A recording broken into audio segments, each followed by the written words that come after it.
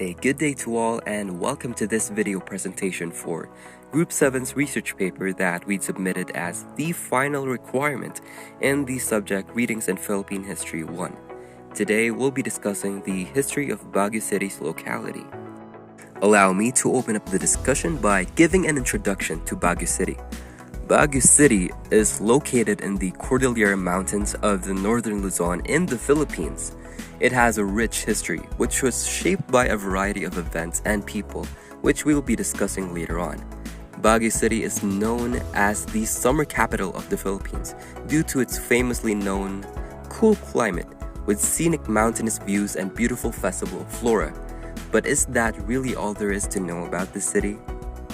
Aside from the setting, the native residents' cultures, practices, and current issues, we will be significantly highlighting the historical factors and originating events that caused their inceptions.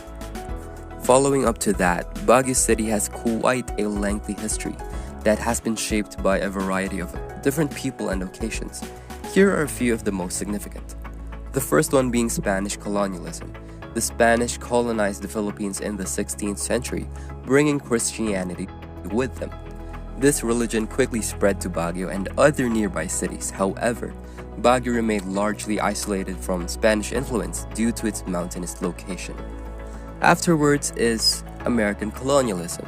The Americans colonized the Philippines in 1901. They acquired the Philippines from Spain in that time, and in 1903, the Americans established Baguio as a hill station for the colonial government. The city's infrastructure and many of its buildings and urban planning, such as the renowned Burnham Park and the Baguio Cathedral, were built by American architects and engineers as Baguio gained notoriety as the Philippines' summer capital. Now, moving on to the third and final period of this colonial era is the Japanese.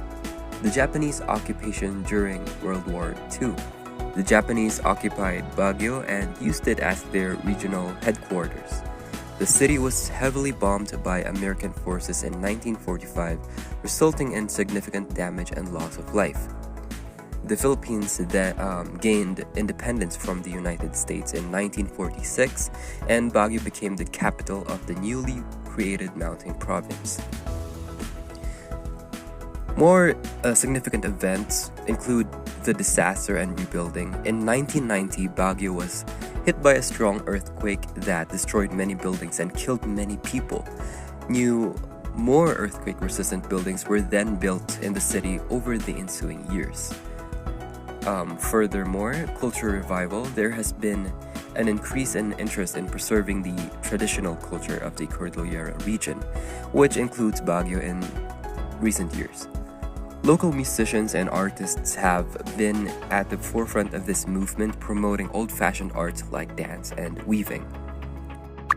For honorable mentions, we have some notable figures who played significant roles in shaping the history of Baguio, which include Daniel Burnham. The layout of Baguio City was created by an American architect and urban planner named Daniel Burnham. Apo Anno was a Kankanaey leader who stood up for indigenous rights and opposed Americans and Japanese colonialism.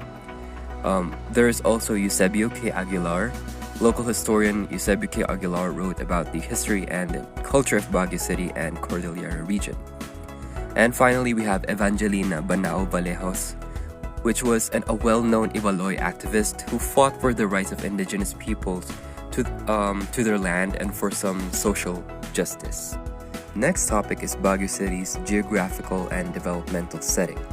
Baguio City is a highland retreat in the Grand Cordillera in northern Luzon with pine trees, crisp cold breezes, and low verdant knolls and hillocks is what the name Baguio conjures up for both domestic and international travelers.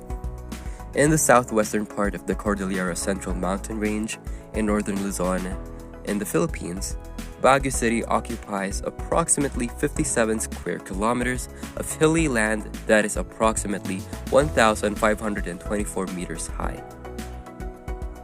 The province of Benguet, where Baguio was once a town before it became an independent city, completely surrounds it. It is bounded to the south and west by the municipality of Tuba, to the east by Itogon, and to the north by La Trinidad, capital of Benguet. It is referred to as the entrance to the northern Philippines mountainous Cordillera. The three national roads leading to it from the lowlands include Nigilian Road, Cannon Road, and Marcos Highway, are all alternative names for the Quirino Highway. Baguio can likewise be reached via air through the Luacan Air Terminal found south of the city. Religiosity is a fundamental sociocultural trait that distinguishes the Filipino character as demonstrated by Baguio residents. The total population of Baguio City as of last year's May 1, 2022 was 366,358 persons. This is higher by 20,951 persons over the 2015 census figure of 352,200 and 47,351 more than the 315,800 household population posted in 2010. This is according to the PSA CAR in April 18, 2020. Of course, like all other cities, Baguio City is not exempted from facing contemporary issues, which include that of traffic congestion and an increase in vehicle volume as a result of rising tourist arrivals and car modal share. These are currently one of the city's most pressing urban challenges. On the roads of Baguio City at the moment, private cars carry the most vehicles, but not necessarily the most passengers, which puts a tremendous strain on the city's road carrying capacity. While the majority of residents prefer to walk or take public transportation, many visitors tend to bring their own vehicles, which makes the issue even worse. The high carbon emissions from the transportation sector, which also contribute to greenhouse gas emissions, endanger the public's health. As the number of vehicles increases, so do the city's heat and pollution levels. Now, as for the city's locality, the culture and tradition of Baguio is fascinating and captivating. It tells us about the people of the place, lifestyle, and their beliefs. Originally, the Ibaloy and Kankanaey tribes of the Cordilleras were primarily responsible for the settlements of the areas that are now known as Baguio City, and were originally referred to as Kafagway and Kafagway, respectively. Baguio gained notoriety after the Americans took control of the Philippines. To escape the summer heat, many of the American soldiers from the highest general to the lowest clerk took summer vacation in Baguio. The location was subsequently dubbed the summer capital of the Philippines.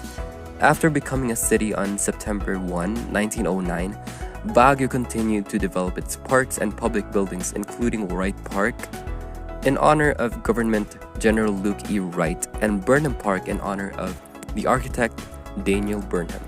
The language that is most common and most oftenly spoken in the city is Ilocano.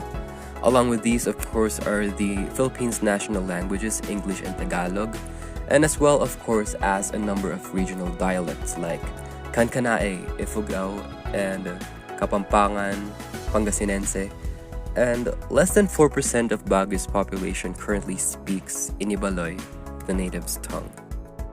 As previously said, the first people to have settled in these areas that are close to Baguio were the Ibaloys and Kankanaeys.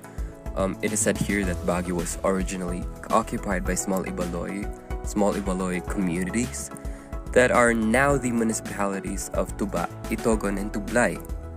They subsisted on swidden farming, wet rice cultivation, cattle raising, and the trade of gold produced by their nearby small-scale miners. Ritual and traditions. Baguio's culture and traditions are fascinating and alluring. It provides information on and insight on the locals' way of life and beliefs. The traditions and customs still observed by the locals are revealed by Baguio's culture. The festivals, events, and tourist attractions showcase Baguio's culture, with little variation in performance techniques. Their shared belief system does not alter their intentions or goals. First one we have here is Kanyao or Kanyao.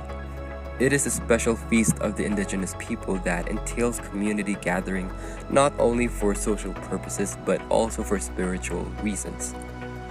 There are three elements of Kanyao, and the first one, of course, is the classification of the spirits according to hierarchy. First one is the Kabunyan or Kabunian.